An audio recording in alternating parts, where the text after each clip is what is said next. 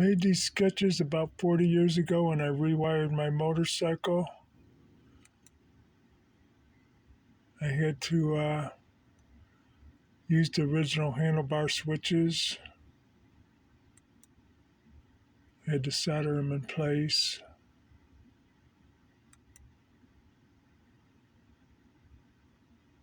Anyway, I just thought I'd share this. May help someone.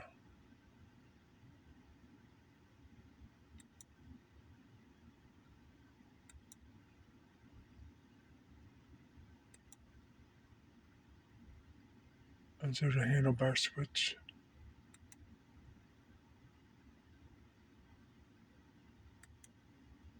I actually bought wired and duplicated the original harness, color coded it with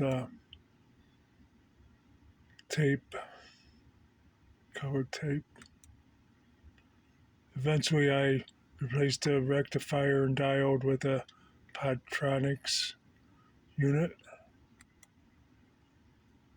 And this is the motorcycle today.